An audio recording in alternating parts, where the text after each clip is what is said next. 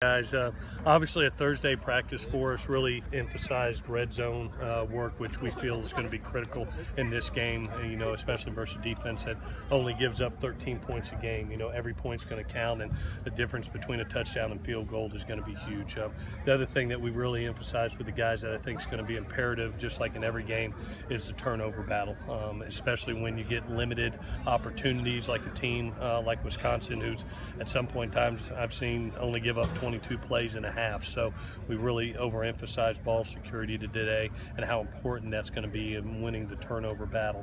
I did mention I missed one guy yesterday. My man Connor Spears is working as hard as he can to get here. We are so sorry for what's gone on in Texas with the storms, and he is working right now to get with us. Actually driving with a family to Denver to try to get from Denver to here. It has been a nightmare for him, and looking forward to getting him here.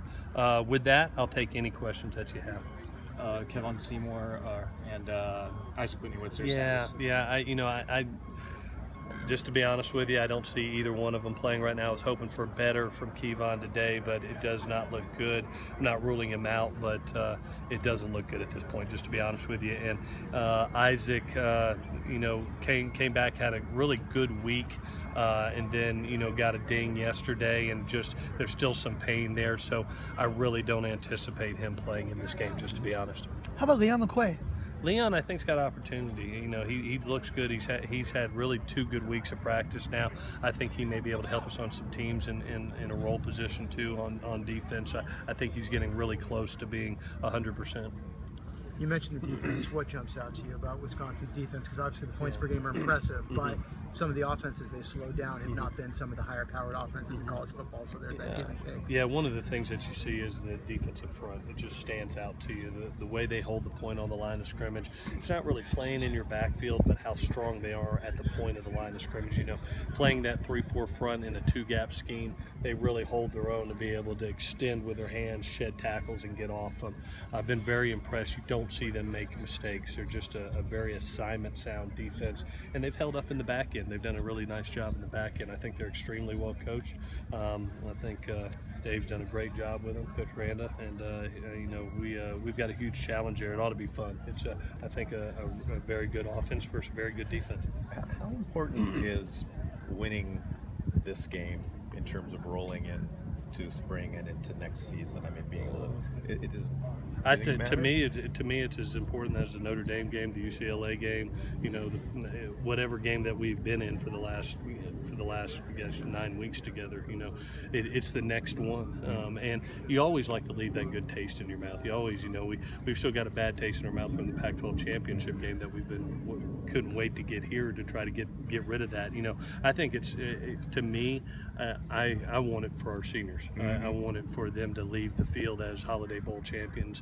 And have the opportunity to leave that field as winners. So that's the biggest thing to me. Now, will it carry some momentum into spring? Obviously, yeah, it always does. That it helps with recruiting. It helps with the way you feel going into spring ball. Yeah, it does. But the biggest thing to me is for these seniors leaving with a great taste in their mouth.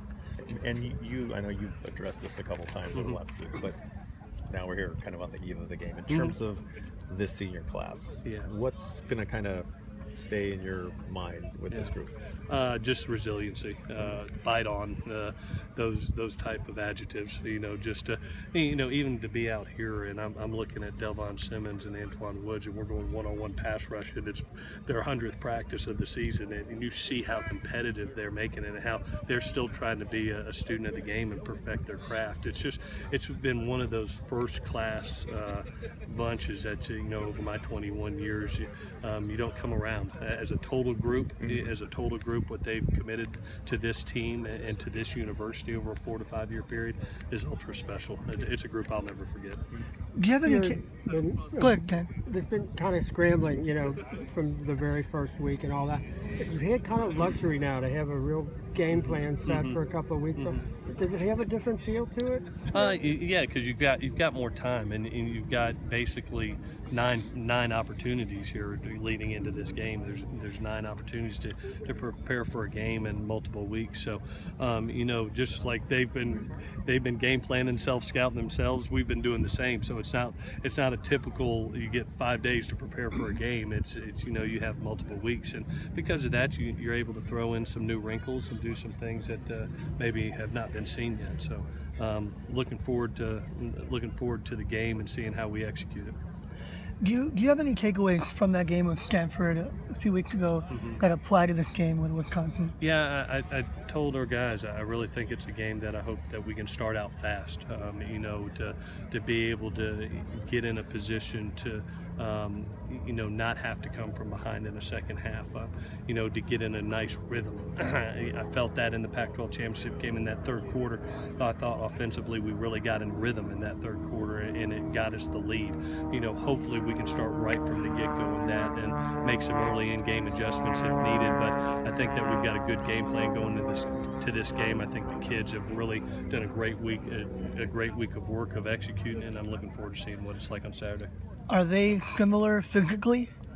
Wisconsin? Oh yeah, definitely. This is without question one of the top fronts we've played all year. They're a very physical front that applies pressure not only from their interior, but you look at the linebacker position at all 4. In that 3-4 defense, they can bring any one of those 4 kids, and they're all tremendous pass rushers and cause a little bit of mismatch problems, to be honest with you, on your running backs, because they're 240, 250 pound men, and there's not a small one across the board. They're all 4, so you could try to slide to one or slide to the another. At some point in time, your back's going to be matched up on a pretty quality athlete. Writing a story on Taylor McNamara playing in his hometown.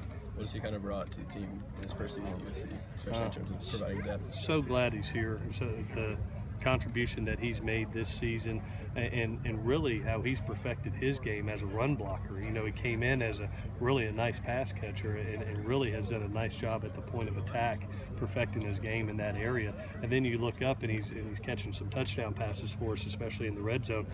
He's been a great addition to our offense, and so glad that he's a part of us. Why do you think he's been able to be a little more productive here than his time at Oklahoma?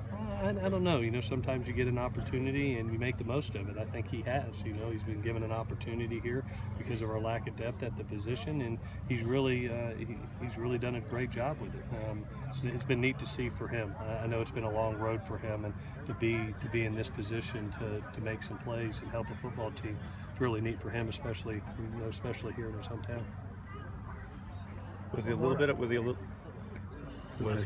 of a surprise?